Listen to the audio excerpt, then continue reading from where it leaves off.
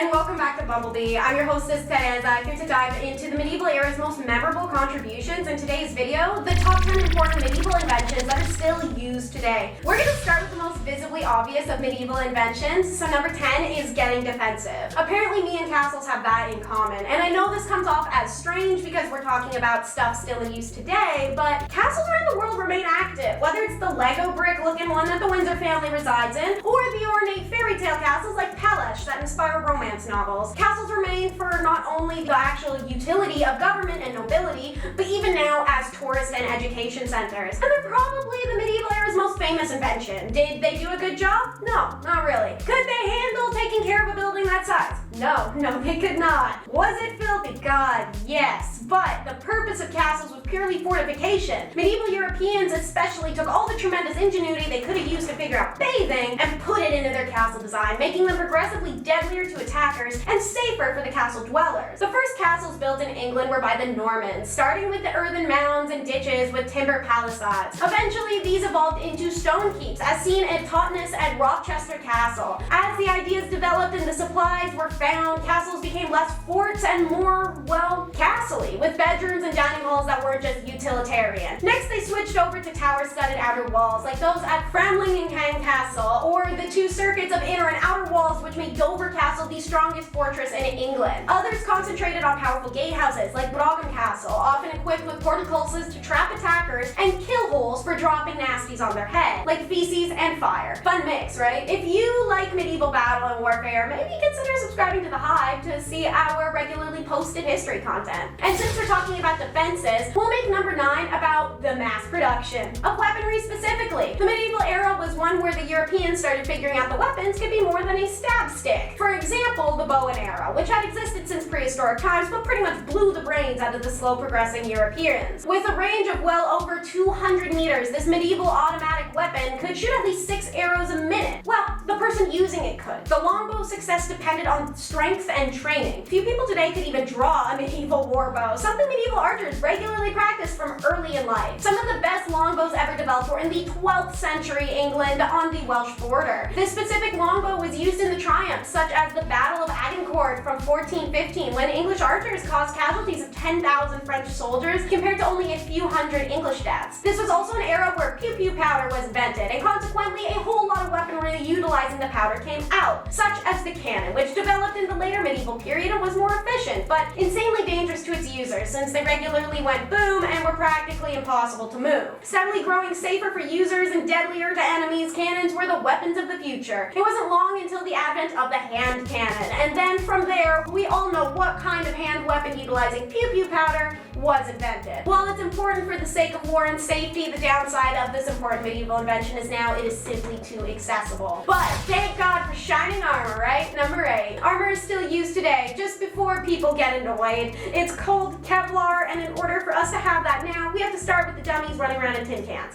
So, the arrival of Norman knights in 1066 actually signaled the start of the medieval period, and over the next 450 years, their armor and weapons were ingeniously updated to make them more powerful and less vulnerable fighting machines. Knights were also an excellent depiction of one of the first recognized policing forces. Were they usually sociopaths violating women and killing people for fun? Yes, absolutely. Not kidding. Look it up. Chivalry is not what you think it is. During the following 200 years, the open-faced helmets, kite-shaped shields, and chainmail of the Norman knights developed into stronger, more elaborate armor. You can see in effigies of 13th century knights at Furness Abbey wearing helmets completely covering their faces. However, for adequate face protection, it meant hiding it. So in came another medieval invention, heraldry, which assigned each knight his own unique heraldic arms, devices painted on his shield, banner, and surcoat to instantly identify him in battle. Dog tags and embroidered names and badges are the less dramatic heralds of today. Weighty chainmail was gradually replaced by lighter yet stronger steel plate armor, and the knight in the Farley Hungerford Castle Chapel mural wears a mixture of these types, as you'll be able to see. Nowadays, you can see many of these mentioned elements in police and military gear. However, they're made of synthetics and plastics. Metal a minor component nowadays to keep the gear easy, breezy, and light. And talking about garb, number 7 is fortunes and fleece. Medieval England's prosperity was founded on wool wool and woolen cloth, and even today, keeping with tradition, the Lord Chancellor sits in the House of Lords on a symbolic wool sack. It's a cushion stuffed with wool. Being a successful wool merchant in what quickly became a competitive wool field would require both good business sense and ingenuity. Remote paths and dense forests mean that wool from the moorland sheep had to be transported to collection centers on pack horses, using narrow pack horse bridges like the Bow Bridge near Furness Abbey. Then it had to be exported abroad for weaving into cloth, because the Brits hadn't figured that part out yet. But when they did, it was thanks to two inventions. One was the improved weaving loom. Theirs was a literal piece of junk beforehand, and the other was mechanical fulling mill, which used hammers powered by water wheels to cleanse and thicken woven cloth, things previously done by beating with clubs or treading with feet. By the end of the Middle Ages, all of Europe was wearing English cloth and getting chafed red raw by the wool. Monasteries like Riveval Abbey and Thornton Abbey grew rich through tens of thousands of sheep that they kept, whose wool even helped ransom Richard the Lionheart from his enemies in 1194. Individual wool merchants also became immensely wealthy. Lawrence of Ludlow, who built Stockaset Castle, even lent money to King Edward I. Finally, we leave the bland Brits and we're gonna check out number 6, the Windmill. So, while England was living under its usual dark cloud of like filth and absurdity and just getting by in their medieval period, which spanned from 1066 to 1485, China had its medieval period between the fall of the Han Dynasty in 220 CE and the fall of the Mongol Yuan Dynasty in 1368 CE. While it was longer, it was significantly better than England's, and it was also riddled with ingenuity. Archaeologists have found that windmills were used as early as 1219 in China. These early windmills were mostly used to power water pumps and grain mills and had 4 blades that were mounted on a central post. They also had a cog and ring gear that converted the horizontal motion of the central shaft into vertical motion for the wheel, which would eventually be used to pump water or grind grain, so that lands China double credit. The earliest European concepts of these windmills have been documented in 1270, but they only actually spread to Europe after the Christian Crusades,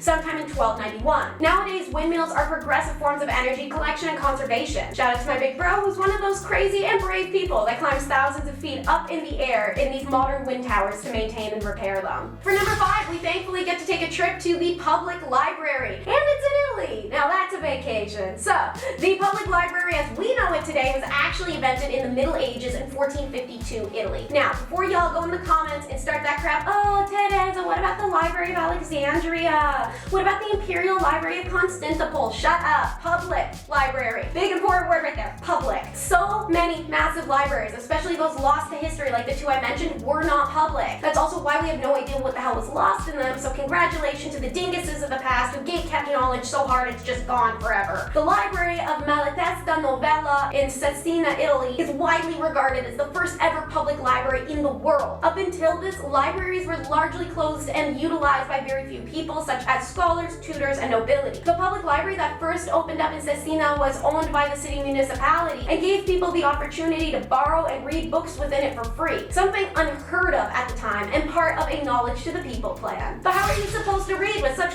vision? Well, it's number 4, creating a spectacle. If you have poor eyesight before the Middle Ages, you just had to put up with it, figure out how to live. Then, in about 1286, an unknown person in Italy invented spectacles, layers of different glass and quartz put together that allowed some people clarity that they otherwise didn't have. And I'm not talking the 20/20 perfection, but it was a step up. At first, the inventor tried to keep the discovery a secret, but before 1300, a friar from Pisa, Alessandro della Spina, stole the concept and was making spectacles for everyone who wanted them, turning his stolen concept into a booming business. The ground quartz magnifying these lenses could help people with long as well as short sight. They were set in 2 bone frames and they were linked by arms with a rivet so they gripped your nose. But they didn't have side arms tucked behind ears, so genuinely if you want to see, you had to walk around like this and just sort of hold them on your face. We don't know exactly when spectacles first came to England. They were shown in a stained glass window in about 1420 in the All Saints Church in North Street, York, and archaeologists have discovered fragments of medieval bone spectacles in Battle Abbey under the choir stalls at Hales Abbey. It's not surprising that these were found in places where monks spent their lives reading and writing, but spectacles have also transformed the lives of countless others down the centuries, along with printed books, which increased the demand for, well, the ability to see properly. It's getting hot in here, but don't take off all your clothes. It's medieval times, and that'd probably get you boiled alive or something. Instead, for number 3, we'll remember it could be cold and just enjoy the invention of central heating. Floor heating is something that most of us associate with modern times. Driveway heating is something we associate with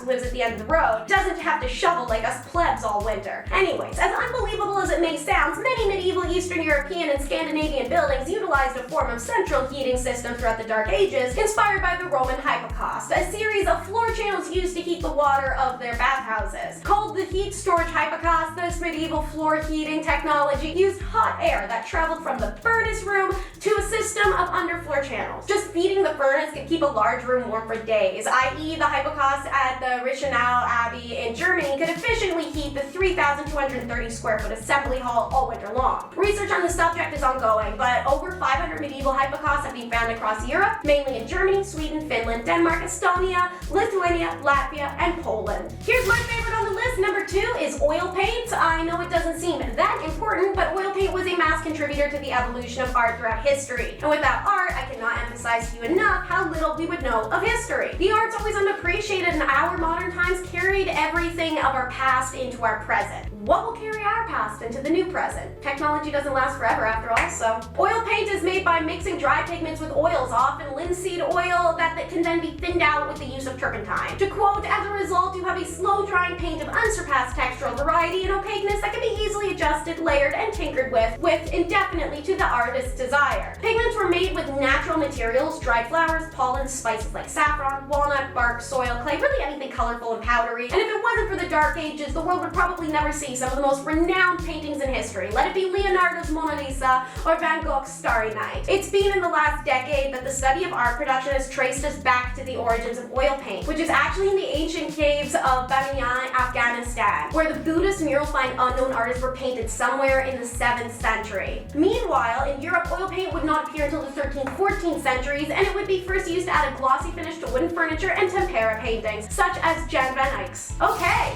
Last but never least, number 1 will be the advent of the Euro wine press. Let's all collectively say thank you to medieval monks for inventing the basket wine press. In the medieval ages, religious orders owned most of the vineyards in France and Germany. These vast lands produced large quantities of grapes and were a major source of income just like the wool. So monks had to use their ingenuity and invent the most efficient, time-saving, yet mass-producing methods of producing wine. So, as the European basket wine press was born sometime in the 12th century. Even though most of us have zero experience in making wine or its process, it's pretty much a given that you gotta crush some grapes to get the juice. The wine press did exactly how its name sounded, and it allowed hard-working medieval monks to produce even more wine with less work. The device looked like a large wooden basket put together by metal rings, whose large wooden discs compress and squeeze out as much grape juice as possible. Grape juice would then escape through the gaps in the basket and get collected to be further sifted and brewed into wine, which wasn't processed back then the way it is now, and it was like 80% alcohol, so it was probably some tasty stuff. Alrighty, thank you for tuning in, and I hope you had a great time watching. Be sure to like and subscribe to see more from us, and drop a comment down below on which one of these inventions you think still gets the most usage.